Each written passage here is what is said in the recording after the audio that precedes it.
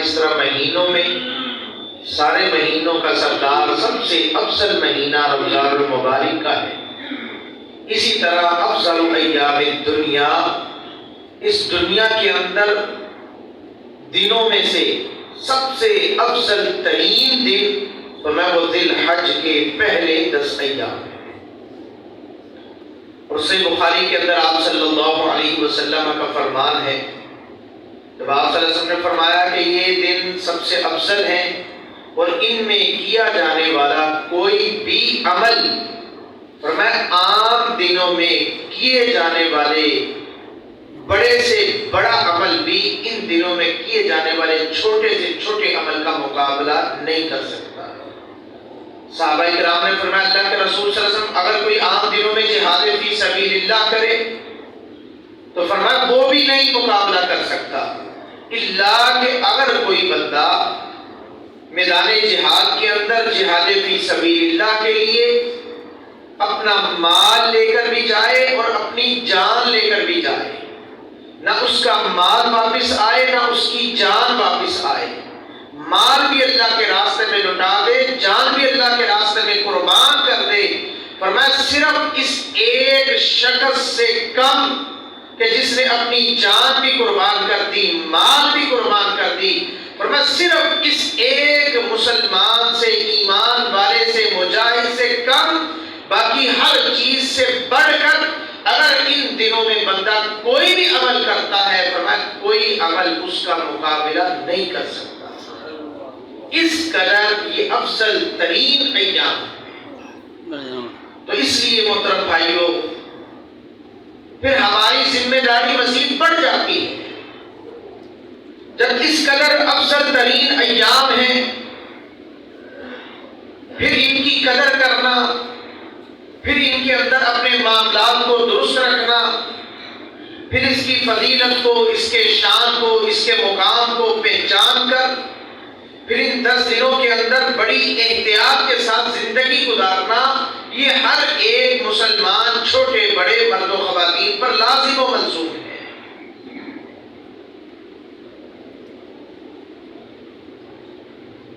کیونکہ ابھی بھی معلوم نہیں کہ شاید یہ دن ہماری زندگی میں آ سکے کہ نہ آ سکے، ہم ان کو پا سکیں کہ نہ پا سکیں، مگر ابھی سے اپنی نیت، اپنا ارادہ اس کو پختہ کریں اور یہ عزم کریں کہ میں ان 10 دنوں سے خوب اللہ رب العالمین کو راضی کرنے کی کوشش کروں گا۔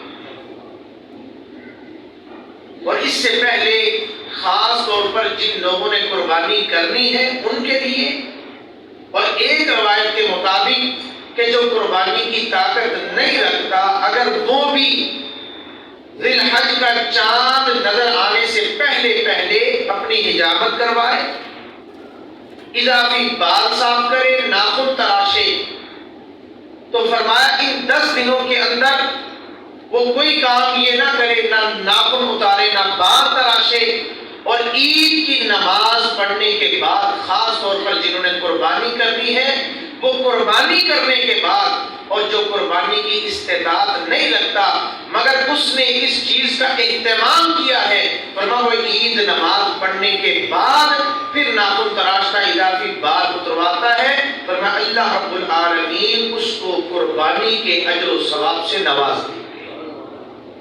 تو لہذا یہ اہتمام۔ تو اب ہمارے ہاں اضافی بال کے اندر شاید میرا خیال ہے دیانتداری نہیں ہے، تو اس چیز کا خاص خیال رکھنا، اور کچھ ہو کہ نہ ہو سب سے پہلے وہاں پر جا کر بیٹھ کر اس کو صاف کروائیں گے، اور اگر 10 دنوں کے اندر بڑھ جائے پھر 10 دنوں بعد بھی اس کو صاف کروائیں گے۔ تو محترم بھائیوں صحیح بات یہ ہے کہ اگر پیارے پیغمبر صلی اللہ علیہ وسلم نے جس شخص کے چہرے پر داڑھی نہیں تھی، آپ نے زندگی مبارک کے اندر اس کی طرف اپنا رخ مبارک نہیں کیا، اس سے منہ موڑ لیا، تو آپ ایمانداری سے بتائیں قیامت والے دن ہم یہ کیسے کہہ سکتے ہیں کہ آپ صلی اللہ علیہ وسلم میرے چہرے کی طرف دیکھ کر مسکرا دیں؟ میں کوئی فتویٰ نہیں لگانا چاہتا، صرف ترغیب ہے، آپ کو بتانا چاہتا تو پیارے پیغمبر صلی اللہ علیہ وسلم کا طریقہ سنت آپ کا معاملہ تھا۔ اور یاد رکھیں اگر یہ مردوں کے چہرے پر خوبصورتی کی علامت نہ ہوتی تو کبھی بھی اللہ رب العالمین اس کو پیارے پیغمبر صلی اللہ علیہ وسلم کے پیارے چہرے مبارک کے اوپر آنے نہ دیتا۔ تو لہذا اس چیز کا خاص طور پر اہتمام کریں۔ اس کے اور بھی بہت زیادہ فوائد ہیں، آپ کو جسمانی لحاظ سے بھی روحانی لحاظ سے بھی۔ تو محترم بھائیوں اس چیز کا خاص طور پر خیال رکھنا۔ اب یہ معاملہ ذی الحج سے پہلے یہ 2-3 دن موجود ہیں، تو لہذا آپ احباب خاص طور پر قربانی کرنے والے اور جنہوں نے قربانی نہیں کرنی، استطاعت نہیں رکھتے، وہ اس چیز کا خاص طور پر اہتمام کریں اور عید کی نماز پڑھنے کے بعد پھر وہ اس کو اضافی جو بال ہے ناخن ہے اس کو تراشیں۔ اب اس کے اندر سب سے پہلے نیک اعمال کرنے کی ایک ترتیب بنائیں، اپنا ایک پیٹرن، ایک لاہ عمل طے کریں کہ ہم نے اس کے اندر قرآن کی تلاوت، نمازوں کا اہتمام اور اسی طرح دیگر معاملات ان کو کیسے کیسے کرنا ہے۔ جو بندہ پہلے سے اپنی ترتیب بنا لے وہی بندہ حقیقت میں کامیاب ہوتا ہے۔ دوسرے نمبر پر گناہوں سے اجتناب کرنا، مکمل طور پر گناہوں سے بچنے کی کوشش کریں کہ اگر ان 10 دنوں کے اندر نیکی اس قدر بڑھ جاتی ہے کہ جہاد فی سبیل اللہ جیسا عمل بھی اس کا مقابلہ نہیں کر سکتا، تو گناہ کی سزا بھی اسی قدر زیادہ ہو جاتی ہے۔ ایک ہے گناہ باہر کرنا، ایک ہے مسجد کے اندر کرنا، اس کی سنگینی زیادہ ہے۔ پھر مسجدوں میں سے کوئی بیت اللہ کے اندر کرے تو اس کی سنگینی اس سے بھی بڑھ جاتی ہے۔ اس طرح ایک گناہ ہے عام دنوں کے اندر کرنا، ایک گناہ ہے افضل ترین دنوں کے اندر کرنا، تو اسی طرح گناہ کی سنگینی بھی بڑھ جاتی ہے۔ تو لہذا گناہوں سے مکمل طور پر اجتناب کرنا۔ اور تیسرے نمبر پر آپ اللہ رب العالمین سے توبہ و استغفار کریں، زیادہ سے زیادہ اللہ رب العالمین سے معافی مانگیں، اللہ رب العالمین کے سامنے اپنے ہاتھوں کو پھیلائیں، اپنے ہاتھوں کو اٹھائیں، جس طرح کہ یہ بات پہلے بھی کی ہے۔ اصل حقیقت یہ ہے کہ ہماری توجہ نہیں ہوتی، ہمارا اعتماد نہیں ہوتا، ہمارا توکل نہیں ہوتا، ہمارا بھروسہ نہیں ہوتا اور ہمارا اللہ پر یقین نہیں ہوتا۔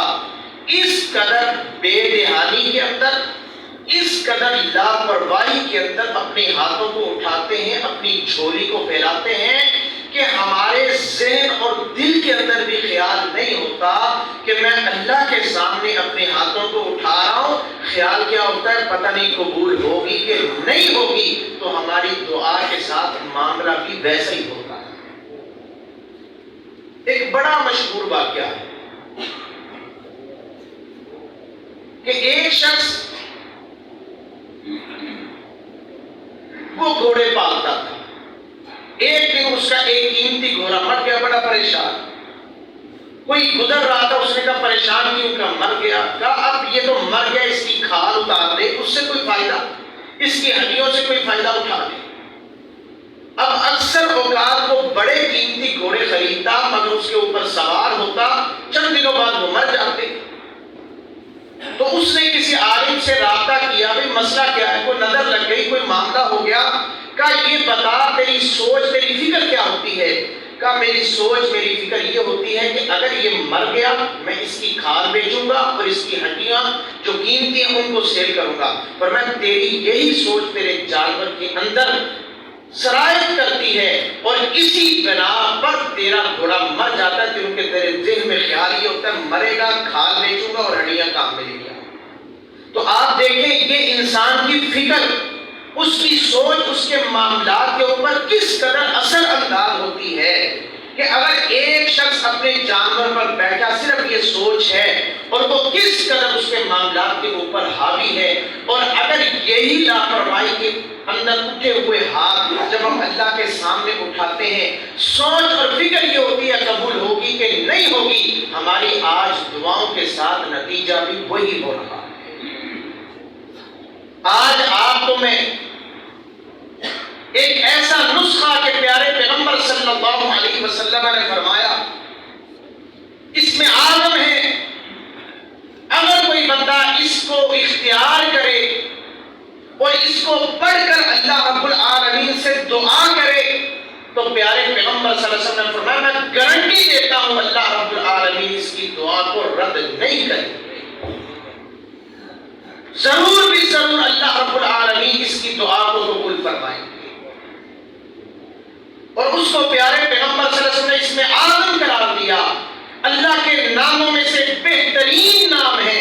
فرمایا کوئی بندہ بھی اگر ان کو اختیار کرے لے کر پڑھ کر اللہ سے دعا کرتا ہے اللہ رب العالمین کبھی بھی اس مسلمان کی ایمان والے کی دعا کو رد نہیں فرمائے گے. اور وہ قرآن مجید کے اندر ہے. 3 آیتیں قرآن مجید کے اندر جو پیارے پیغمبر صلی اللہ علیہ وسلم نے فرمائی. سب سے پہلا کلمہ آیت الکرسی کا پہلا اللہ لا الہ الا هو الحی القیوم.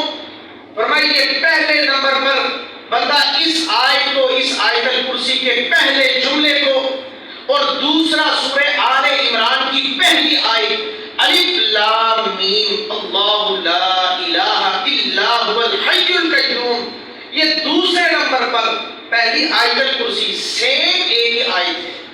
ایک ہی جیسے الفاظ ہیں ایک ہی جیسے ورڈ ہیں مگر یہ کہ یہ آیت الکرسی کے پہلے نمبر پر اور وہ سورہ آل عمران کے شروع میں اور تیسرے نمبر پر سورۃ الطٰہٰ کی 111 نمبر آیت ہے وَعَنَتِ الْوُجُوهُ لِلْحَيِّ الْقَيُّومِ. آخری لفظ ایک ہی ہے. فرمائیے الحی اور القیوم یہ اللہ رب العالمین کی ایسی بہترین صفات ہیں. اگر کوئی مسلمان اس نام کے ساتھ اللہ رب العالمین کو پکارے اس سے دعا مانگے اس سے التجا کرے اس کے سامنے اپنی صدا کو بلند کرے اس کو ندا لگائے اس کو پکارے اللہ رب العالمین اس کی پکار کو ضرور بھی ضرور قبول فرمائے. ہمیں ان کو یاد کرنے کی ضرورت ہے. بھول جاتے ہیں. سب سے پہلے نمبر پر یاد رکھیں اللہ رب العالمین کی تعریف اور تعریف کے اندر ان 3 آیات سے بہترین اور کوئی جملے ہے نہیں جن کو اس میں اعظم کہا گیا ہے. یعنی کہ آپ کے دعاؤں کی کنجی اور چابی ہے جو آپ کی دعا کی ہر چیز کو اللہ رب العالمین تک پہنچا کر قبولیت کا نسخہ لے کر مہر لے کر واپس آپ کے پاس آتی ہے. اور یہ 3 آیت ہیں اللہ لا الہ الا هو الحی القیوم الف لام میم اللہ لا الہ الا هو الحی القیوم وعنت الوجوہ للحی القیوم. یہ 3 آیات مختلف 3 کلمات جو قرآن مجید کے اندر ہیں. اور دوسرے نمبر پر پیارے پیغمبر صلی اللہ علیہ وسلم پر درود پڑھنا اور اس کے بعد دعا کرنا. اگر آپ کی دعا کے اندر یہ 3 چیزیں شامل نہیں ہیں اگر آپ نے اللہ کی تعریف نہیں کی دعا قبول نہیں ہوگی. اگر آپ صلی اللہ علیہ وسلم نے آپ نے اللہ کی تعریف کر لی مگر پیارے پیغمبر صلی اللہ علیہ وسلم پر درود نہیں پڑھا تب بھی آپ کی دعا قبول نہیں ہوگی. جب یہ تعریف بھی ہوگی درود بھی ہوگا اس کے بعد آپ جو دعا کریں گے پھر اللہ رب العالمین آپ کی دعا کو قبول فرمائے. یہ نسخہ ہے. لاپرواہی نہیں ہونی چاہیے بے احتیاطی نہیں ہونی چاہیے. توکل بھروسہ یقین اعتماد اس قدر پختہ ہونا چاہیے کہ اگر میں نے اللہ کے سامنے ہاتھ اٹھا لیے تو اللہ کی قسم ہے اللہ میرے ہاتھوں کو کبھی بھی خالی نہیں موڑے گا. یہ اعتماد یہ توکل یہ بھروسہ اس یقین کے ساتھ آپ جب ہاتھ اٹھائیں گے اللہ کی قسم ہے کبھی بھی آپ کے ہاتھوں کو اللہ خالی نہیں موڑے گا. پہلے بھی آپ کو یہ بتایا کہ اگر اللہ نے قبول نہ کرنی ہو اللہ کی قسم اللہ کبھی بھی آپ کو ہاتھ اٹھانے کی توفیق نہ دے. جب آپ نے ہاتھ اٹھا لیے گویا اللہ کی توفیق کے ساتھ اٹھے تو اللہ قبول بھی فرمائے گا. اور محترم بھائیوں اسی طرح پچھلے جو میں نے آپ کو بتایا تھا ان نسخوں کو بھی ان وظیفوں کو بھی یاد رکھا کریں تاکہ ان کو اپنے بچوں کے اندر ان کو بھی یاد کروائیں گھر والوں کے اندر. تو انشاءاللہ الرحمن یہ انتہائی قیمتی جملے ہیں کلمات ہیں کہ جو آپ مختلف مراحل کے اندر پڑھیں گے اللہ رب العالمین آپ کے ساتھ خیر و بھلائی والا معاملہ فرمائیں گے۔ خاص طور پر یہ جو حالات ہیں، مشکل معاملات ہیں، پریشانیاں ہیں، آزمائشیں ہیں، معاشی تنگیاں ہیں، بحران ہیں، آئے روز مہنگائی ہے اور ہر طرح کی مشکل پریشانیوں کا رونا ہے، مگر اللہ کی قسم آپ اپنا تعلق اللہ سے مضبوط کر لیں، اللہ آپ کے ساتھ ایسا معاملہ فرمائے گا کہ ایک شخص راستے سے گزر رہا تھا، پیارے پیغمبر صلی اللہ علیہ وسلم نے فرمایا آسمان سے آواز آئی، بادلوں کا ایک ٹکڑا تھا کہ جا میرے اس بندے کے جا کے کھیت کو، زمین کو، جگہ کو سیراب کر۔ وہ شخص کہتا ہے میں نے دیکھا بادلوں میں سے ایک ٹکڑی الگ ہوئی اور میں نے اس کو الگ ہوتے دیکھا اور وہ چل رہی ہے، کہتے ہیں میں نے بھی تیز دوڑ لگا دی، اس کے ساتھ ساتھ چلتا رہا، جہاں سے وہ جاتی تھی میں اس کے پیچھے پیچھے، بادل کا ایک ٹکڑا ایک جگہ پر میں نے دیکھا ایک شخص اپنی زمین کے اندر کئی کے ساتھ اس کو نالی کو ٹھیک کر رہا تھا اور وہیں پر وہ بادل کی ٹکڑی رک گئی، پانی کا برسنا شروع ہو گیا، پانی وہاں پر برسا، اس نے اس کو ٹھیک کیا، اپنی زمین کو لگانے لگ گیا۔ میں نے اس شخص سے پوچھا اللہ کے بندے تیرا نام کیا ہے؟ اس نے کہا خیریت تو ہے، کیوں پوچھنا چاہتا ہے؟ کہا بس میں نے آسمان کے اندر سے تیرا نام سنا تھا اور اس بادل کے ٹکڑے کو میں نے ان بادلوں میں سے الگ ہوتے دیکھا تھا۔ اس نے کہا میرا یہ فلاں نام ہے۔ کہا اللہ کی قسم یہی نام بادلوں کے اندر لیا جا رہا تھا کہ جا کے میرے اس بندے کا کھیت، اس کی زمین کو سیراب کر۔ تو اس نے کہا وجہ کیا ہے؟ کہا جو مجھے اس زمین سے جو بھی حاصل ہوتا ہے، پھل، اناج، کوئی بھی چیز، میں اس کے 3 حصے کرتا ہوں۔ ایک حصہ اپنے کسی کھیت پر لٹا دیتا ہوں، ایک حصہ اپنے رشتہ دار، عزیز و اقارب ان کو دیتا ہوں، ایک حصہ گھر لے جاتا ہوں، پر میں یہ 3 حصے کرتا ہوں۔ کہ اللہ کی قسم ہے یہی وجہ ہے کہ آسمان سے تیرا نام دیا جاتا تھا اور تیرے کھیتوں کو اللہ رب العالمین کی طرف سے پانی لگایا جاتا۔ یہ ہے جب بندہ اللہ سے تعلق بنا لے، حالات کیسے بھی ہوں، وَرَزَقَهُ مِنْ حَيْثُ لَا يَحْتَسِبُ، فرمایا اللہ وہاں سے رزق دے گا تیرا وہم و گمان بھی نہیں ہو۔ تو اس لیے محترم بھائیوں قربانی کا ماحول ہے، اس کے اندر جانور، دوندہ، بکرا، چھترا، گائے، بیل، اونٹ، آپ ان میں سے نر یا مادہ کوئی بھی کر سکتے ہیں، اور اس کے اندر 5 عیوب ہیں جو پیارے پیغمبر صلی اللہ علیہ وسلم نے منع فرمائے ہیں۔ ایک ہے جس کا کان کٹا ہوا ہو، واضح نظر آ رہا ہو، دوسرے نمبر پر لنگڑا جانور جس کا لنگڑا پن واضح ہو، تیسرے نمبر پر کانا جانور جس کا کانا پن واضح ہو، چوتھے نمبر پر ایسا بیمار جانور جس کی بیماری واضح ہو، اور 5ویں نمبر پر ایسا کمزور جس کی ہڈیوں کے اندر گودارا بوڑھا جانور۔ آپ صلی اللہ علیہ وسلم نے 5 عیوب سے جانور کو کہا کہ پاک ہو، پھر آپ اس کو اللہ کے راستے میں قربان کریں، اور اس قربانی کے لیے بھی آپ یہ 3 حصے بنائیں، اللہ رب العالمین آپ کے معاملات کے اندر آسانی فرمائے گا۔ اور صحیح بات یہ ہے کہ انشاءاللہ الرحمن ہم اپنی اس مسجد کے اندر یہ اہتمام کریں گے کہ ایک لسٹ بنائی جائے نمازیوں کو ساتھ لے کر کہ جنہوں نے قربانی کرنی ہے ان کی بھی اور جنہوں نے نہیں کرنی ان کی بھی۔ جب یہ ایک لسٹ بن جائے گی جنہوں نے کرنی ہے ان سے 1 کلو 2 کلو کی پیکنگ لے کے ان تک پہنچائی ہے جنہوں نے قربانی نہیں کرنی۔ اگر آپ میں سے ہر بھائی اپنی گلی کے اندر، محلے کے اندر یہ اہتمام کر لے تو اللہ کی قسم ہے کوئی بھی گلی کے اندر ایسا شخص نہیں ہوگا کہ قربانی کا دن ہو اور اس کے گھر کے اندر گوشت نہ پک رہا۔ مگر یہ تب ہے جب ہم میں سے ہر ایک اس کا خیال رکھے گا۔ آپ صلی اللہ علیہ وسلم نے فرمایا اپنے ہمسائے کا خیال رکھو۔ اگر ہر شخص اپنے ہمسائے کا خیال رکھے تو ہمسائے کے اندر کوئی ایک شخص بھی ایسا نہ ہو کہ جو بھوکا سوئے یا اس کا کوئی پریشانی، اس کو کوئی معاملہ ہو۔ مگر ہمارے یہ ہوتا ہے اگر لسٹ دے دی جائے تو دینے والے ماشاءاللہ نام نہیں لکھواتے، لینے والے وافر مقدار میں ہو جاتے ہیں۔ یعنی کہ ہمارا عجیب رویہ ہے، پتہ لائن لگی ہو، فری چیز تقسیم ہو رہی ہے تو وہ جس کے نہیں بھی حق بنتا وہ بھی لے رہا ہوتا ہے۔ تو محترم بھائیوں یہ احساس ہے، اس کو احساس کریں کہ اگر آپ کا حق نہیں بنتا، آپ کسی دوسرے کا حق مار رہے ہیں تو کل قیامت والے دن آپ کو دینا پڑے گا۔ تو اس لیے اس کو یہ سمجھا کریں اور بڑی احتیاط کے ساتھ زندگی گزارنے کی ضرورت ہے۔ اللہ رب العالمین سے دعا اللہ مجھے بھی آپ کو بھی صحیح معنوں میں سمجھ کر عمل کرنے کی توفیق عطا فرمائے۔ وآخر دعوانا ان الحمدللہ رب العالمین۔